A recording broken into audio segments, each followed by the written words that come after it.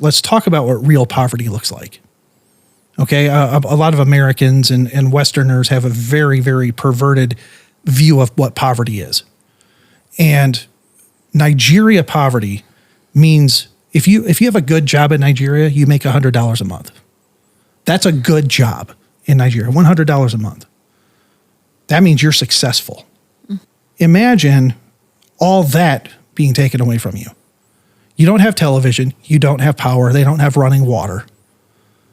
But making $100 a month means you're providing really good for your family. And all that's gone.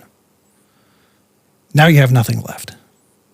That is the terror that these Muslim terrorists are inflicting on Nigerian Christians. And also the terror of being asleep in your bed at night. Yeah. And hearing the motorbikes, because these terrorists, they like to come in on motorbikes, and then they just massacre everything that moves. Anything that moves, and the people that get killed most of the time are the ones that can't run fast enough, and that's the children and the elderly. The pregnant moms. The pregnant moms, the children, the elderly.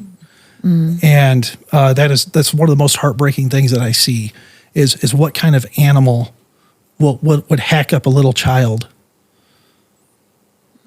to death with a machete. Why? Why would you even do that? Why would you shoot a mother who's pregnant?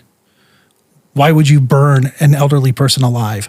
This is the kind of stuff we are dealing with every week in Nigeria, and it's silent. Well, I know when I was reporting on this a few years ago, there was over, around 100,000 people already killed in this genocide, Christians. Yes. And then, and now it's much more than that.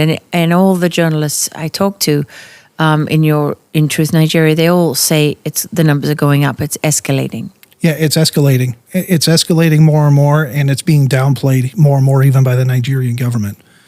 There's so many. If it weren't for Truth Nigeria, you wouldn't hear about 90% of the attacks. 100%. If there weren't for Truth Nigeria, you wouldn't hear about it. And let me tell you, one of the reasons I started Truth Nigeria is just because of my background in being a filmmaker, being a person who has a quest for truth.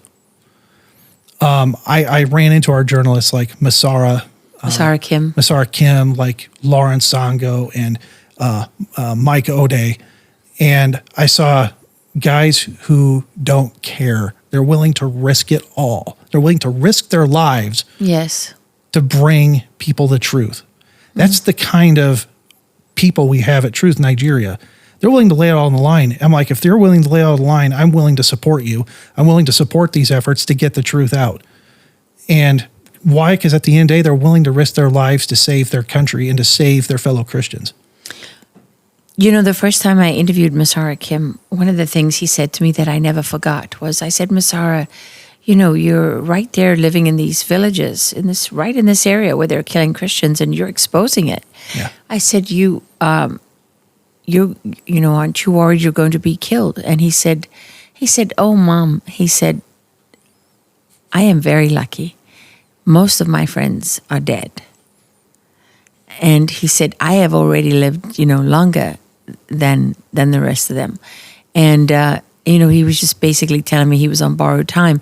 And Lawrence Zongo told me, it's not a question of if, it's when. So it's not just about being brave. It's really continuing to do the right thing and expose this all in a situation where you fully accept that what you're doing will result in your death at some point. Right.